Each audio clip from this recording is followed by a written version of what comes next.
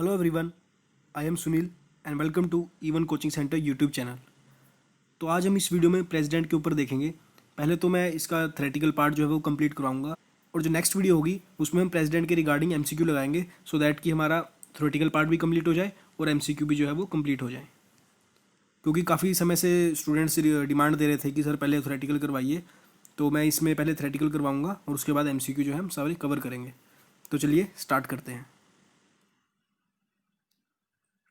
और हाँ, अगर अब तक आपने इवन कोचिंग सेंटर की एंड्रॉयड ऐप डाउनलोड नहीं किया है तो उसको डाउनलोड कर लीजिए, क्योंकि इसके अंदर सब कुछ जो है सिस्टमेटिकल वे से अरेंज किया हुआ है, जो कि आपको काफ़ी हेल्प करेगा। और इसका जो लिंक है वो डिस्क्रिप्शन में डाल दिया है मैंने, तो आप ले लीजिएगा। इसका लिंक भी डिस्क्रिप्शन में मिल जाएगा और आपको जो अगर इसकी पीडीएफ चाहिए तो वो भी आपको डिस्क्रिप्शन में मिल जाएगी, तो आप वहाँ से देख लीजिएगा। तो चलिए अब हम स्टार्ट करते हैं। सबसे पहले हम देखते हैं प्रेसिडेंट के बारे में कुछ इंपॉर्टेंट बातें जो कि हर एग्जाम में पूछ लेते हैं अक्सर। सबसे पहले तो जो प्रेसिडेंट होता है वो फर्स्ट सिटीजन ऑफ कंट्री होता है, यानी कि देश का जो है प्रथम नागरिक होता है। प्रेसिडेंट जो है देश का प्रथम नागरिक है और जो सेकंड नागरिक है वो होंगे वाइस प्रेसिडेंट। तो चीज़ ध्यान रखनी है। कई बार फर्स्ट नागरिक भी पूछते हैं और कई बार सेकंड के बारे में पूछ लेते हैं, तो हमें दोनों ही चीज़ याद रखनी है। और उसके बाद सेकंड पॉइंट है, he is the head of union executive. That means कि वो कार्य की जो संघ पालिका है, दैट मीन्स संघ की जो कार्यपालिका है उसका जो है हेड होता है। और जो सबसे इसमें इंपॉर्टेंट बात याद रखने वाली है वो है मिनिमम एज, कि न्यूनतम आयु कितनी होती है, तो वो होती है 35। प्रेसिडेंट बनने के लिए मिनिमम एज है 35। ये प्रेसिडेंट के लिए भी 35 है, वाइस प्रेसिडेंट के लिए भी 35 है, प्रेसिडेंट के लिए भी 35 है और वाइस प्रेसिडेंट के लिए भी 35 है और गवर्नर के लिए भी 35 है। तो ये तीनों के लिए 35 है और ये काफ़ी इंपॉर्टेंट नंबर है। और जो संविधान का अनुच्छेद नंबर 52 है वो बोलता है कि भारत का एक प्रेसिडेंट होना चाहिए। और आर्टिकल नंबर 61 बोलता है कि महाभियोग जो है उसकी प्रक्रिया क्या होगी, तो वो सब आर्टिकल नंबर 61 के अंदर लिखा हुआ है। जो जो अनुच्छेद या फिर आर्टिकल इंपॉर्टेंट होंगे वो मैंने इसमें डाले हुए हैं, तो आप उस बात की चिंता मत कीजिएगा कि कौन सा वो है कौन सा नहीं करना है। तो जो इंपॉर्टेंट है वो मैंने इस वीडियो में डाल दिए हैं। और हाँ, जो प्रेसिडेंट आता है हमारे कॉन्स्टिट्यूशन के पार्ट नंबर 5 में आता है। तो इसके हमें अंदर एक चीज़ और ऐड करनी है कि अगर किसी व्यक्ति को प्रेसिडेंट बनना है तो वो किसी लाभ पद के ऊपर नहीं होना चाहिए।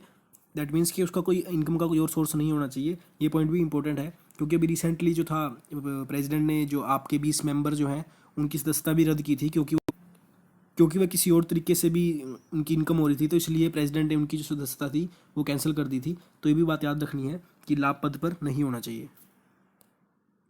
अब नेक्स्ट देखते हैं। अब हम बात करते हैं चुनाव के बारे में। जो चुनाव होता है वो आर्टिकल नंबर 54 के अंदर आता है प्रेसिडेंट का। और इसके अंदर ये देखेंगे कि पार्टिसिपेट कौन करेंगे चुनाव के अंदर, क्योंकि ये एग्जाम में क्वेश्चन पूछते हैं कि पार्टिसिपेट कौन करेगा और कौन पार्टिसिपेट नहीं करेगा, तो ये दोनों ही इंपॉर्टेंट है। इसकी वैसे तो हर एक चीज़ ही इंपॉर्टेंट है। तो चलिए हम स्टार्ट करते हैं कि पार्टिसिपेट कौन करेगा। सबसे पहले जो पार्टिसिपेट करेंगे वो होंगे elected member of Rajya Sabha, Lok Sabha and state assembly. यहाँ पे ये वर्ड ध्यान रखना है, इलेक्टेड बोला है, दैट मीन्स निर्वाचित होंगे, क्योंकि राज्यसभा और लोकसभा के अंदर कुछ सदस्य जो हैं वो नॉमिनेट भी होते हैं प्रेसिडेंट के द्वारा, वो जो है इसके अंदर ऐड नहीं होंगे, वो इसमें वोटिंग नहीं करेंगे। यही चीज़ ध्यान रखनी है, क्योंकि यहाँ पे इलेक्टेड वर्ड यूज़ हुआ है। एक तो सभी राज्य की विधानसभाएं होंगी, राज्यसभा के इलेक्टेड मेंबर होंगे, लोकसभा के इलेक्टेड मेंबर होंगे, और दो जो हैं केंद्र शासित प्रदेश होंगे, दिल्ली और पुडुचेरी। क्योंकि इसके अंदर ये देखना है इलेक्टेड मेंबर जो होते हैं, अगर हम बात करें लोकसभा की तो उसके अंदर 545 मेंबर होते हैं, जिसके अंदर की 2 मेंबर जो है प्रेसिडेंट नॉमिनेट करता है, और राज्यसभा के अंदर जो है 245 है, इसके अंदर 12 नॉमिनेट करता है। तो ये 2 ये और 12 ये इसमें वोटिंग में जो है वो पार्टिसिपेट नहीं करेंगे। ये चीज़ ध्यान रखनी है, इलेक्टेड मेंबर का ध्यान रखना है। तो चलिए अब आगे देखते हैं। आगे इसमें लिखा हुआ है कि इलेक्शन के अंदर कौन पार्टिसिपेट नहीं कर सकता, सम्मिलित नहीं होता। तो वो होते हैं, पहले तो जैसे मैंने बताया था, nominated member of Lok Sabha and Rajya Sabha, जो कि मैंने पिछली स्लाइड में बताया था। और जो 2 यूनियन टेरेटरीज शामिल होती हैं, तो बची टोटल 7 यूनियन टेरेटरीज हैं, यानी कि 7 केंद्र शासित प्रदेश हैं। तो 2 पार्टिसिपेट करेंगे, तो इसका मतलब क्या है, जो अलग हैं वो 5 वो पार्टिसिपेट नहीं करेंगे। और थर्ड है member of state legislative council, यानी कि विधान परिषद के जो सदस्य हैं वो भी इसमें पार्टिसिपेट नहीं करेंगे। और इसमें एक चीज़ और ऐड कर लेना, जो विधान परिषद है वो सिर्फ हमारे 7 स्टेट्स के अंदर ही है। इसका मतलब ये है कि वहाँ पे विधानसभा तो है लेकिन साथ में विधान परिषद भी है, और वो 7 स्टेट हैं। उनके लिए एक ट्रिक भी है, ये ताज कुंभ से उसको याद रखना है। जो 30 से है वो है तेलंगाना, ए से आंध्र प्रदेश, जे से जम्मू एंड कश्मीर, के से कर्नाटका, यू से उत्तर प्रदेश, एम से महाराष्ट्र एंड बी से बिहार। मैं एक बार फिर से रिपीट कर देता हूँ। टी से तेलंगाना, ए से आंध्र प्रदेश, जे से जम्मू कश्मीर, के से कर्नाटका, यू से यूपी, एम से महाराष्ट्र एंड बी से बिहार। तो इन 7 स्टेट के अंदर जो है वो विधान परिषद भी है, तो इसीलिए इनको बाई कैमरल लेजिस्लेटिव भी बोल देते हैं, क्योंकि इनके अंदर दोनों ही शामिल है। तो ये भी क्वेश्चन याद रखना है, कई बार पूछ लेते हैं कि कितने स्टेट्स के अंदर बाई कैमरल लेजिस्लेटिव है, तो वो है 7 स्टेट। और अब मैंने आपको 7 को याद करने का तरीका भी बता दिया, 7 के नाम भी बता दीजिए। और ये जो 7 के बारे में मैं डिस्क्रिप्शन में भी एक बार लिख दूंगा, सो दैट कि आपको मुश्किल ना हो। चलिए अब आगे देखते हैं। अब देखते हैं इनका वोट कैलकुलेशन कैसे होगा। तो जो वैलिड वोट का जिसको हाफ प्लस 1 मिल जाएगा, मान लीजिए अगर टोटल वोट्स हैं 1000, होती काफ़ी हैं लेकिन हम मानने के लिए कर रहे हैं, एग्जाम्पल के तौर पे कर रहे हैं। मान लीजिए 1000 वोट है, तो इसका 1000 का हाफ प्लस 1 हो जाएगा 501। दैट मीन्स जिसको 501 वोट मिल जाएंगी वो जो है ये चुनाव जीत जाएगा और हमारा प्रेसिडेंट बन जाएगा। और जो इसका प्रोसेस होता है वो होता है सिंगल ट्रांसफरेबल वोट, यानी कि एकल स्क्रमणीय मत से। इसमें मैं बता देता हूँ होता क्या है, क्योंकि ये होता है प्रायोरिटी के बेस पे होता है। जैसे हमने लोकसभा के तो वोट दिए हैं, क्योंकि लोकसभा का जो वोट होता है वो तो डायरेक्ट वोटिंग होती है, यानी कि जनता डायरेक्ट वोटिंग करती है।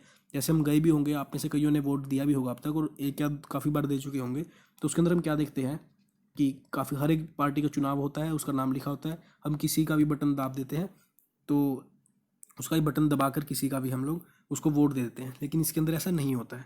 इसके अंदर होता क्या है, मान लीजिए 3 कैंडिडेट खड़े हैं प्रेसिडेंट के इलेक्शन में, उनका नाम है ए, एक का नाम है बी, एक का नाम है सी। मान लीजिए कोई भी मतदाता वोट कर रहा है, क्योंकि इसके अंदर मेंबर ऑफ पार्लियामेंट और मेंबर ऑफ लेजिस्लेटिव असेंबली के मेंबर जो हैं वोट करते हैं, तो प्रायोरिटी के बेस पे करेंगे। मान लीजिए अगर मेंबर चाहता है कि ए जो है प्रेसिडेंट बने, तो क्या करेगा, इसको फर्स्ट प्रायोरिटी देगा। और उसके बाद अगर वो चाहता है कि ए ना बने, अगर इनकेस ए ना बना, वो चाहेगा कि अगर सी बने, तो क्या करेगा, वो सी को सेकंड नंबर की प्रायोरिटी दे देगा और बी को जो है थर्ड नंबर की प्रायोरिटी दे देगा।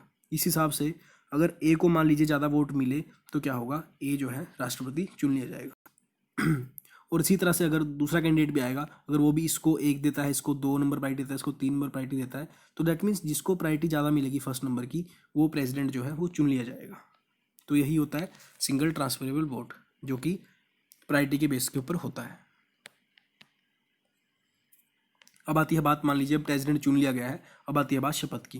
जो शपथ दिलाते हैं प्रेसिडेंट को, वो दिलाते हैं चीफ जस्टिस ऑफ इंडिया, यानी कि मुख्य न्यायाधीश, जो कि इस समय पर हैं दीपक मिश्रा जी। इस समय पर हैं दीपक मिश्रा जी। और इसके अंदर देखने वाली बात यह है, जैसे ही अब प्रेसिडेंट का इलेक्शन तो पिछले साल ही हुआ था, तो हमने सभी में टीवी में देखा भी होगा कि प्रेसिडेंट को जो ओथ थी वो हमें जो थे चीफ जस्टिस ऑफ इंडिया दिला रहे थे। क्योंकि ये चीज़ ना काफ़ी इंपॉर्टेंट होती है, जब हम टेलीविजन में या टीवी में कहीं देख रहे होते हैं सब न्यूज़ के अंदर चीज़ें, तो आप लोग ना उसको एग्जाम पॉइंट ऑफ व्यू से देखने की कोशिश किया करो, ताकि वो चीज़ ना आपके मेमोरी में ज़्यादातर टाइम तक सेव रहेगी। क्योंकि उस टाइम पे जो हमारे चीफ जस्टिस ऑफ इंडिया थे वो थे जगजीत सिंह खेर जी थे, तो उनको वो शपथ दिला रहे थे उस टाइम पे। और रामनाथ कोविंद जी जो हमारे प्रेसिडेंट हैं, वो 14वें प्रेसिडेंट हैं, और हमारे प्रेसिडेंट बनने से पहले वो बिहार के जो थे राज्यपाल थे, बिहार के वो गवर्नर थे। ये भी इंपॉर्टेंट है। और इसमें दूसरा केस क्या बनेगा, मान लीजिए अगर चीफ जस्टिस ऑफ इंडिया की जो पोस्ट है वो खाली है, या एब्सेंट है, या प्रेजेंट नहीं है किसी भी तरीके से, तो उस टाइम पे क्या होगा, उनकी जो गैर हाजिरी में जो होगा वो क्या करेगा, जो सीनियर मोस्ट जज होगा, यानी कि वरिष्ठतम न्यायाधीश जो होगा सुप्रीम कोर्ट का उस समय पर, वो जो है उनको शपथ दिलाएगा। तो आई थिंक अभी ये क्लियर है। अगर चीफ जस्टिस होगा तो वो दिलाएगा, अगर chief justice of India at present नहीं होंगे, उस टाइम पे प्रेजेंट नहीं होंगे, तो उस केस के अंदर जो सीनियर मोस्ट जज होगा, यानी कि वरिष्ठतम जो न्यायाधीश होगा सुप्रीम कोर्ट का, वो जो है प्रेसिडेंट को शपथ दिलाएगा। अब हम बात करते हैं टर्म ऑफ ऑफिस की, यानी कि जो पदावधि कार्यकाल होता है वो कैसे होता है और क्या होता है। तो जो इनकी टर्म होती है वो होती है 5 साल की होती है, और वो स्टार्ट तभी होती है जिस दिन से उन्होंने ऑफिस ज्वाइन किया है, उसी दिन से जो स्टार्ट वो मानी जाएगी। मान लीजिए अगर 1 तारीख से स्टार्ट किया है, तो उनका काउंटिंग जो होगी 1 तारीख के बाद की होगी 5 साल की। उसके बाद वो क्या करते हैं, अगर इन केस उनको रिज़ाइन देना है तो वो किसको देंगे, वाइस प्रेसिडेंट को देंगे। ये बहुत ही इंपॉर्टेंट क्वेश्चन है, इसको आप याद कर लीजिएगा। क्योंकि इन केस कई बार बच्चे सोचते हैं कि जो प्रेसिडेंट है वो अपना त्यागपत्र जो देते हैं वो प्राइम मिनिस्टर को देते हैं, लेकिन वो गलत है। वो जो त्यागपत्र देंगे अपना देंगे वाइस प्रेसिडेंट को। और हमारे वाइस प्रेसिडेंट इस टाइम पे हैं वेंकैया नायडू जी, ये भी ये चीज़ याद रखिएगा। और वेंकैया नायडू जी जो है हमारे राज्यसभा के चेयरमैन हैं, क्योंकि वो जो पोस्ट होती है राज्यसभा के चेयरमैन की जो पोस्ट होती है वो पदेन होती है। दैट मीन्स जो भी देश का उपराष्ट्रपति होगा वो राज्यसभा का चेयरमैन होगा। तो चलिए ये तो कुछ थी एक्स्ट्रा बातें साथ में। और अगर प्रेसिडेंट को हटाना हो तो वो महाभियोग के द्वारा भी हटाया जा सकता है। और जो महाभियोग होता है वो पार्लियामेंट के किसी भी मतलब कि किसी भी हाउस में बुलाया जा सकता है, चाहे वो राज्यसभा में हो या लोकसभा में हो, दोनों में से किसी भी हाउस में जो है उसकी स्टार्टिंग की जा सकती है। और इम्पीचमेंट का प्रोसेस क्या होता है पूरा वो भी मैं आपको समझाऊंगा, जो कि नेक्स्ट स्लाइड में होगा।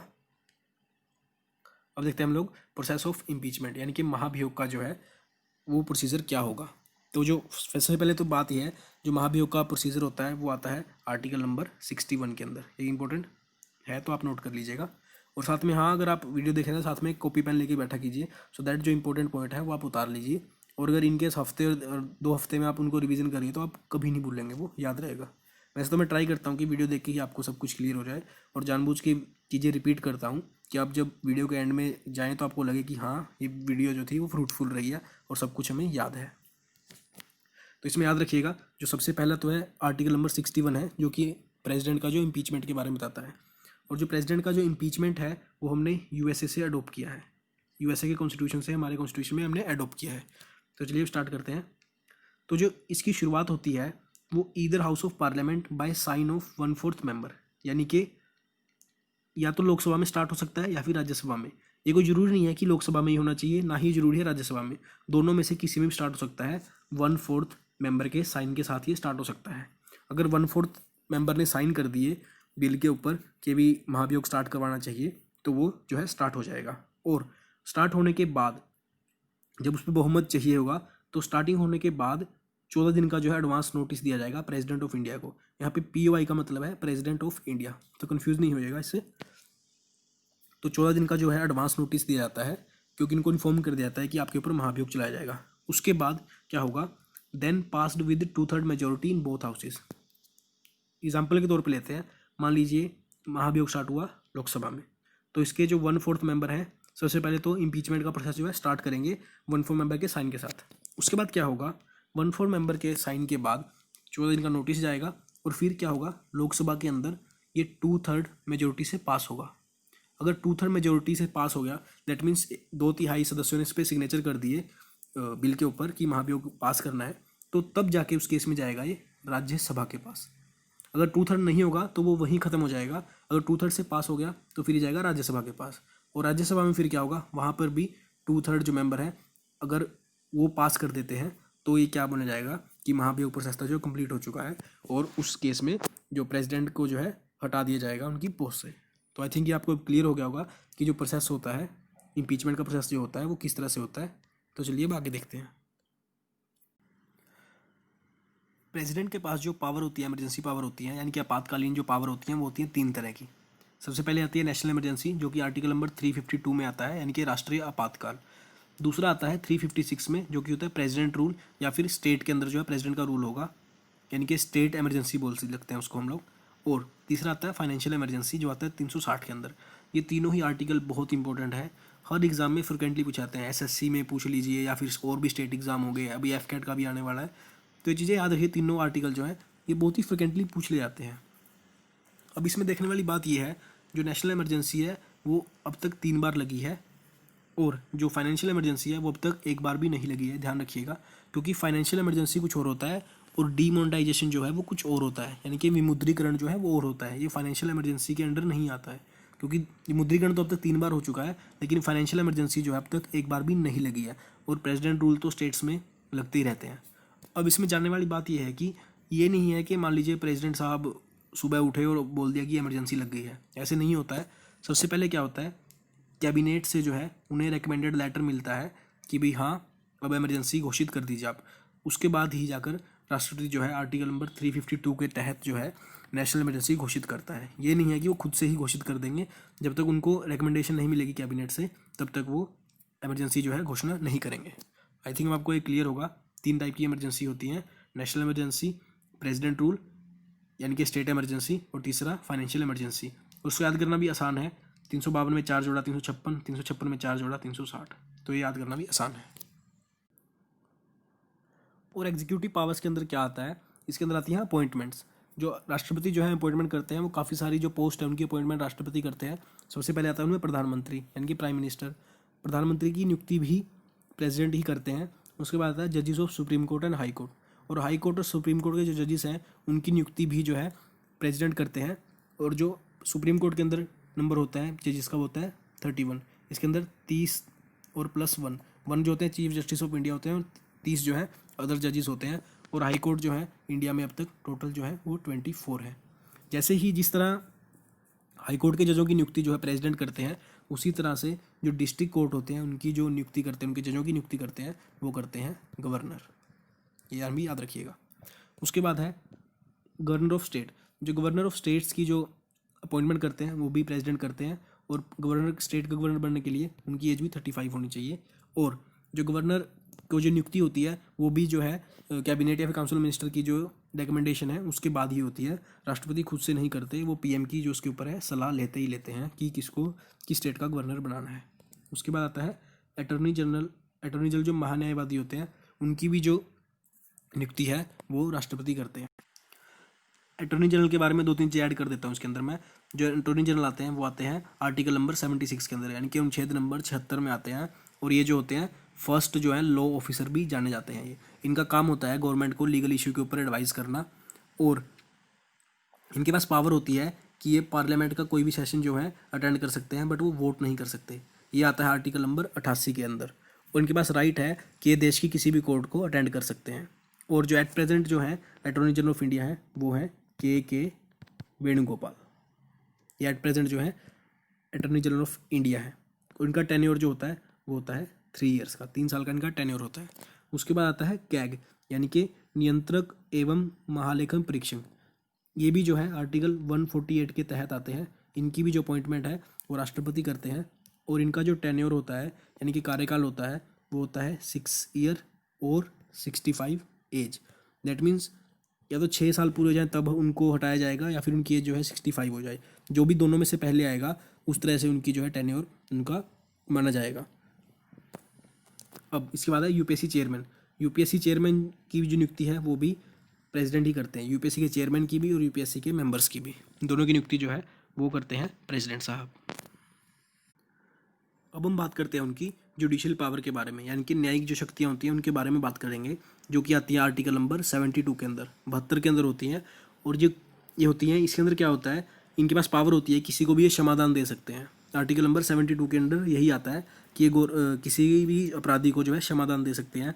लेकिन वो भी जो है गवर्नमेंट रिकमेंड करेगी तभी करेंगे, खुद से पार्डन जो है क्षमादान है खुद से नहीं करेंगे, गवर्नमेंट के रिकमेंड करने पे करेंगे। और इनके जो 4 तरह की जो अलग शक्तियाँ हैं वो भी मैं डिस्क्राइब कर देता हूँ कि किसके अंदर क्या क्या होता है। तो सबसे पहले है कम्यूट, दैट मीन्स लघुकरण। इसमें होगा क्या, जो change of nature of punishment हो जाएगा। दैट मीन्स अगर किसी को डेथ पनिशमेंट दी हुई है उसको बदल के वो ताउम्र जो है जेल में रहने की सज़ा भी दे सकते हैं। इसके अंदर होगा क्या, जो नेचर ऑफ पनिशमेंट है वो चेंज हो जाएगा कि डेथ से उनको लाइफ टाइम इम्प्रिजनमेंट जो है दे दिया जाएगा। और सेकंड जो है यह है रिमिशन, यानी कि परिहार। इसके अंदर क्या होगा, जो नेचर ऑफ पनिशमेंट है यानी कि जो नेचर ऑफ पनिशमेंट है वो चेंज नहीं होगा। इसके अंदर क्या होगा, सिर्फ टाइम कम कर देंगे।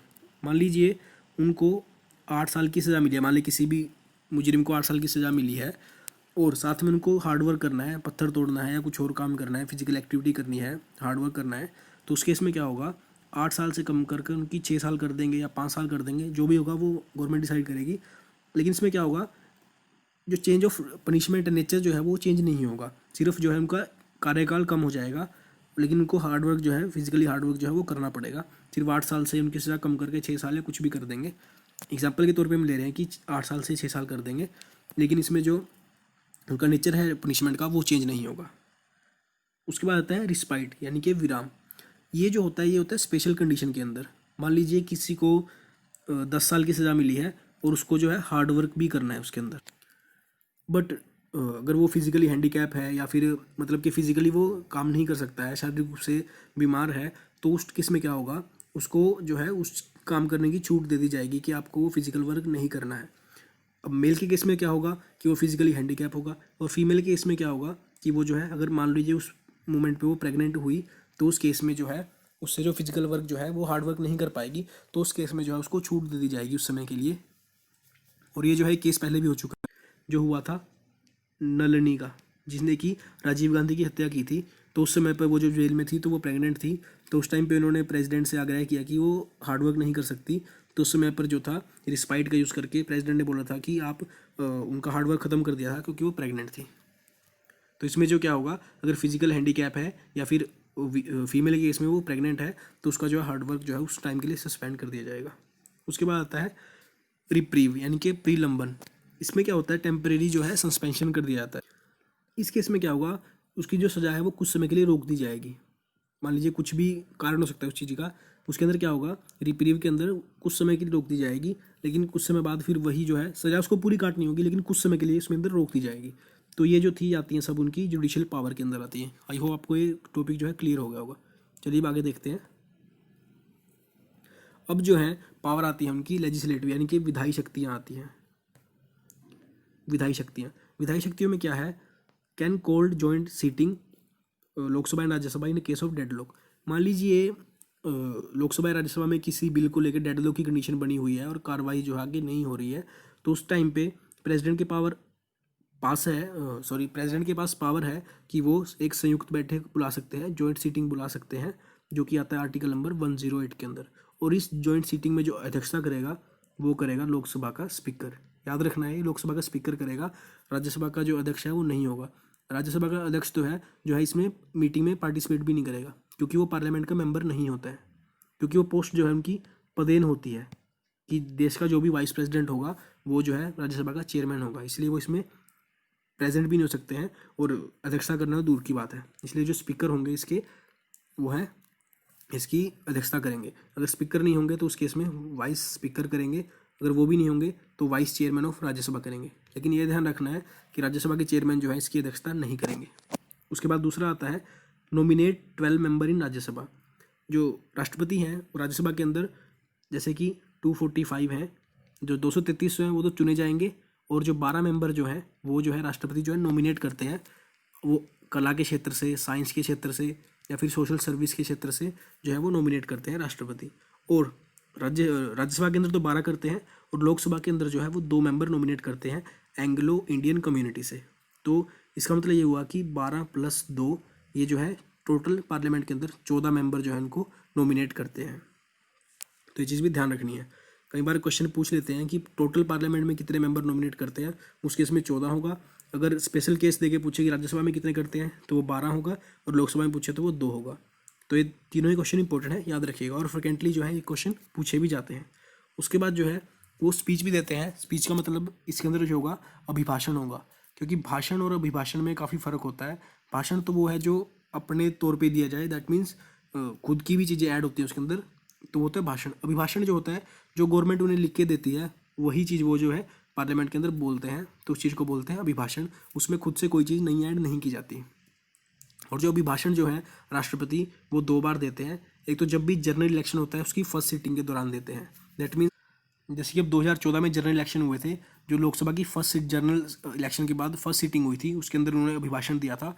दूसरा, जब भी बजट सेशन होगा उसकी फर्स्ट सीटिंग में भी प्रेसिडेंट जो है स्पीच देंगे। ये जो ऊपर वाला ये तो कई बार एग्जाम में काफ़ी बार पूछ लेते हैं कि उनको अभिभाषण देने का हक है नहीं है, तो वो बिल्कुल है। जो जब भी जनरल इलेक्शन होने के बाद फर्स्ट सीटिंग होगी लोकसभा की तो उसमें वो बोलेंगे, और वो बजट सेशन की फर्स्ट सीटिंग में ही बोलेंगे। और पार्लियामेंट के अंदर टोटल 3 जो है सेशन होते हैं, वो हम आगे देखेंगे। अब हम बात करते हैं पार्लियामेंट के 3 सेशन के बारे में, यानी कि जो पार्लियामेंट के जो 3 सत्र होते हैं उसके बारे में देखते हैं। सबसे पहले जो होता है बजट सेशन होता है, उसके बाद होता है मानसून सेशन, उसके बाद होता है विंटर सेशन। और बजट सेशन एट प्रेजेंट चला ही हुआ है, ये चलता है फेब टू मई। बजट सेशन चलता है फेब से मई के बीच में, और जो मानसून सेशन चलता है वो चलता है जुलाई टू सितंबर, और जो शीतकालीन सत्र होता है वो चलता है नवंबर टू दिसंबर। और हाँ, इसमें एक चीज़ ऐड करनी है कि कभी भी 2 सेशन के अंदर जो है मैक्सिमम गैप जो हो सकता है वो 6 मंथ का हो सकता है। ये भी एक क्वेश्चन है, इंपॉर्टेंट है कि 2 सत्रों के बीच जो मैक्सिमम गैप हो सकता है वो कितने मंथ का हो सकता है, कितने टाइम का हो सकता है, तो वो हो सकता है 6 मंथ का। अब इसके अंदर एक चीज़ और ऐड करनी है। मान लीजिए जो बजट सेशन चला हुआ है, मेरा थोड़ा गला ख़राब है, तबीयत भी ख़राब है, तो इस वीडियो में थोड़ा कोऑपरेट कीजिएगा क्योंकि मेरी आवाज़ भी अच्छे से नहीं निकल पा रही है। बट फिर भी काफ़ी टाइम हो गया था वीडियो ना दिए, तो मैं वीडियो रिकॉर्ड कर रहा हूँ। मान लीजिए कि बजट सेशन जो चलता है फेब टू मई चलता है, और जो अगला सेशन चलेगा वो जुलाई टू सितंबर चलता है। और अब इसके बीच में जो मंथ आता है जून आता है। जून मंथ जो है फ्री है, वो वेकेशन है।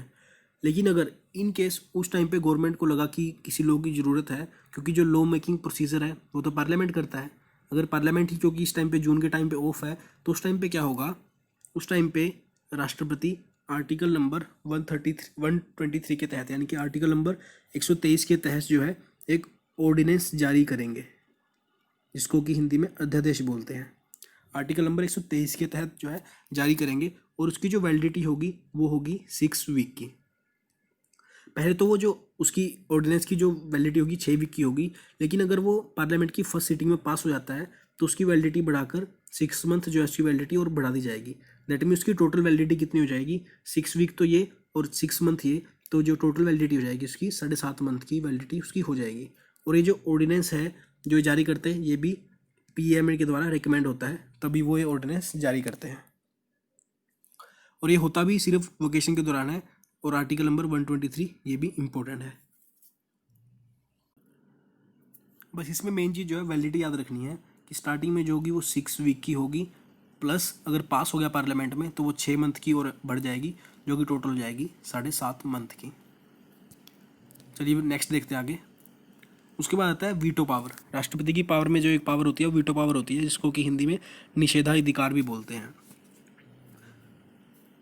तो इसमें पहले है can't use veto power in money bill and constitutional amendment bill, यानी कि जो राष्ट्रपति का जो वीटो पावर होती है, यानी कि वो मनी बिल के अंदर नहीं यूज़ कर सकते, और दूसरा जो कॉन्स्टिट्यूशनल अमेंडमेंट बिल है, यानी कि संविधान जो संशोधन बिल है उसके अंदर जो है वीटो पावर यूज़ नहीं कर सकते हैं। और ना ही वो डिसाइड कर सकते हैं कि कोई भी बिल जो होगा मनी बिल होगा या नहीं होगा, वो डिसाइड करने का हक जो होता है वो होता है स्पीकर को। उसके बाद सेकंड पॉकेट वीटो होती है जो जेबी निषेधाधिकार, इसको कि जेबी निषेधाधिकार बोलते हैं, इसको पॉकेट वीटो बोलते हैं। और तीसरा है सस्पेंशेबल वीटो, यानी कि स्थगन निषेधाधिकार। ये जो है किसी भी बिल को कुछ टाइम के लिए रोक सकते हैं। सबसे पहले हम पॉकेट वीटो का एग्जांपल देखते हैं। पॉकेट वीटो का यूज़ जो है आज तक एक बार ही हुआ है, जो कि किया है हमारे राष्ट्रपति उस टाइम पे जो थे वो थे ज्ञानी जैल सिंह जी। इन्होंने जो था पॉकेट वीटो का यूज़ किया था। और उस टाइम पे जो प्राइम मिनिस्टर थे हमारे देश के वो थे राजीव गांधी। उस टाइम पे इन्होंने पॉकेट वीटो का यूज़ किया था। और सस्पेंसिबल वीटो के अंदर क्या होता है, सस्पेंसिबल वीटो के अंदर मान लीजिए कोई बिल पास होकर प्रेसिडेंट साहब के पास पहुंचे, अगर प्रेसिडेंट साहब को उस बिल के अंदर कुछ कमियां लगती हैं कि उनकी इंप्रूवमेंट होनी चाहिए, तो वापस क्या करेंगे, वो पार्लियामेंट को जो है वो बिल वापस कर देंगे। उनके पास जो है ये वीटो पावर होती है, सस्पेंसिबल वीटो बोलते हैं इसको। लेकिन अगर अब वो पार्लियामेंट की मर्जी है कि उसके अंदर जो चेंजेस जो राष्ट्रपति ने रेकमेंड किए हैं वो चेंज जो है अप्लाई करने हैं नहीं करने हैं। अगर अप्लाई करना ना करना वो है पार्लियामेंट की मर्जी। और अगर उसके बाद अगर वो चेंज हुए या ना हुए, दोबारा से अगर प्रेसिडेंट के पास जाएगा बिल साइन होने के लिए, तो उस टाइम पे जो है वो बाधित हो जाएंगे, बाउंड हो जाएंगे। उस टाइम पे उनको जो है सिग्नेचर उस बिल के ऊपर करना ही होगा। तो ये जो वीटो पावर है ये भी मैंने बता दिया इनके अंदर कि कॉन्स्टिट्यूशनल अमेंडमेंट बिल के अंदर नहीं कर सकते और ना ही मनी बिल के अंदर कर सकते। और जो कॉन्स्टिट्यूशनल अमेंडमेंट जो होता है वो आर्टिकल नंबर 368 में आता है। ये भी काफ़ी इंपॉर्टेंट है, ये भी याद रखिएगा। तो चलिए इस वीडियो के लिए इतना ही। Thanks for watching. अगर वीडियो अच्छा लगा हो तो लाइक कीजिएगा, और लाइक ज़रूर कर दीजिएगा अगर आपको वीडियो अच्छा लगा हो। उससे मेरे को अच्छा लगता है कि हाँ, जो मैं स्टूडेंट्स को डिलीवर करना चाह रहा हूँ उनके पास पहुँच रहा है, तो अच्छा लगता है। जो लाइक्स के जो नंबर हैं बढ़ते हैं तो अच्छा लगता है। और वीडियो आप शेयर भी कर सकते हैं अपने सोशल मीडिया प्लेटफॉर्म पे, सो दैट सब इस वीडियो का फ़ायदा ले सके। और हाँ, अगर अब तक आपने चैनल सब्सक्राइब नहीं किया है तो यहाँ पे आप क्लिक करके चैनल सब्सक्राइब कर सकते हैं, सो दैट कि आपको फर्दर वीडियो की नोटिफिकेशन भी आपको मिलती रहे। तो इस वीडियो में जो है मैंने थ्योरेटिकल पार्ट कंप्लीट किया है, और जो नेक्स्ट वीडियो मैं बनाऊँगा वो बनाऊँगा MCQs के ऊपर, क्योंकि अगर मैं इसमें MCQ ऐड करूँगा तो ये वीडियो काफ़ी लंबा हो जाएगा।